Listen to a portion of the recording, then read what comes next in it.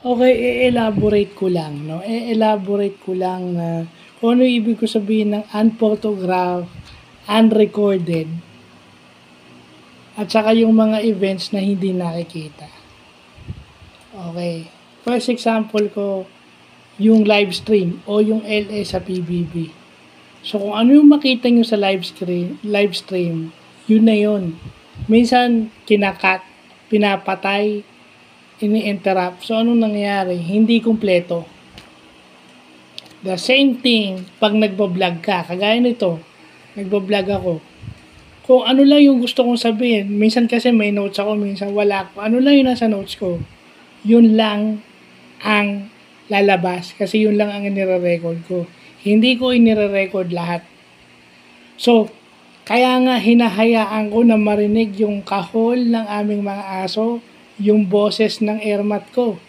Kasi para malaman nyo, kasi nga alam PWD ako eh. Sino kaya ang kasama ko sa bahay? So pinapakita lang doon na ang kasama ko ay ang nanay ko. Kasi baka may nagwo-worry sa akin. No? So naririnig yung boses ni mama. Si mama yung kasama ko, yung mga aso namin dito sa bahay. Kasi pag nagbablog ka, para yung politika, para yung pelikula o teleserye. Kung ano yung tinape nyo, ano yung sinasabi sa Batang Quiapo, except for Batang Quiapo, walang script. So kung ano yung napag-usapang eksena, yun ang mangyayari, yun ang nire-record. So pag nagbablog ka, yun na yun. Kung ano yung nakikita, kung ano yung pinapakita sa PBB, yung sa PBB nga ini-edit eh.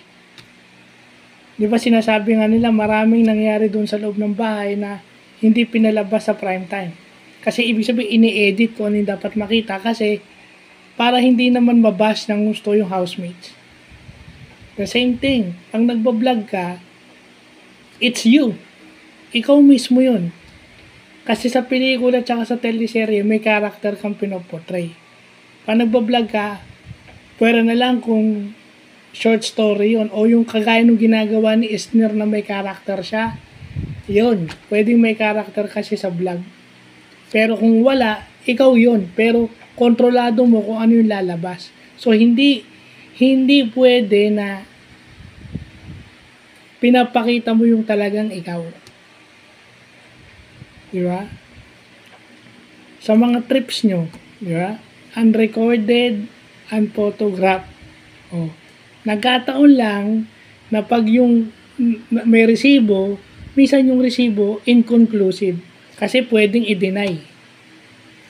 Nagkataon lang nagkasabay kayo, nagkataon lang na nagkita kayo, kumbaga sinasabi nilang chance encounter, nagkataon lang.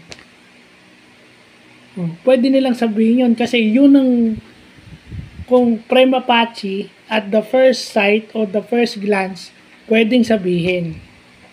Pero yung mga may experience sa ganyan, yung mga may experience sa relasyon, experience sa body language, they would predict.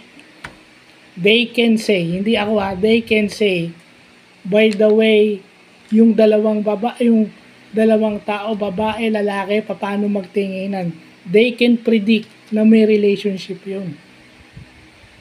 Kasi kita mo, yung iba sinasabi, magkasabay lang yan eh. Pero hindi. Yung talagang may experience o may alam o yung talagang marites lang o skeptic. Kasi dalawa yan eh. Hindi naman lahat ng skeptic lang. Alam talaga nila. Hindi sila basta skeptic lang. Hindi sila naniniwala kasi alam nila paano magkatingin yung babae at lalaki na may relasyon, romantic relationship sa isa't isa. Alam nila yon. At saka syempre, may kasama eh. Kaya hindi halata kasi si girl kasama yung family. Kasi kung silang dalawa lang, oo, posible eh. Kaso kasama ni girl yung family eh. So hindi halata, hindi huli. Paano kung yung family ni girl agree dun sa relationship? Hindi natin masabi yan. Hindi natin masabi. Bakit kasama yung family? Kasi minsan, nai-screenshot yan. Nagiging usap-usapan niya sa messenger. Usap-usapan niya sa messenger na nai-screenshot.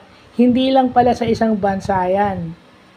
sa lahat ng country na pinupuntahan ng mga politiko at ng kanilang mga other women, hindi ko sinasabing legal wife, other women, hindi lang yan sa isang country, minsan dun pa sa ibang country din yan, hindi lang around Asia, sa buong mundo pa yan, minsan sa Europe. At minsan daw ang kinukuha pa nito ang kinukuha kung may bungalow unit, yung tutuluyan nila, dalawa yung kinukuha. Minsan 2 unit yung kinukuha. Bakit dalawa? Kasi yung isa para dun sa pamilya ni girl. At syempre yung isa para makapagsulo sila doon sa isang unit. Alam na natin ang ginagawa nun. Hindi ko na kailangan sabihin. Magkarelasyon nga eh. Syempre, yun na yun. Alam na natin yun. Hindi ko na kailangan sabihin. So, bakit nai-screenshot yun? Nai-screenshot yun. Kaso nga lang, dahil chinat lang, sinabi lang sa messenger, or nag-usap lang by phone, walang picture, walang photograph, hindi mapatunayan. Pero may nakakita. So, yun yung sinasabi ko. Kahit ilang beses nyo i-deny, for as long na may nakakita. Kasi yun na nga yun, sa ibang bansa yun. Sa ibang bansa yun, hindi mo malilimitahan yun kasi wala kang control sa ibang bansa. Dito, pwede nyo sabihin walang picture, walang masyadong picture, ganyan. Pero nakikita kayo. At dun pa lang masasabi na nagkikita kayo. Kasi sa ibang bansa, dito kasi may papansin.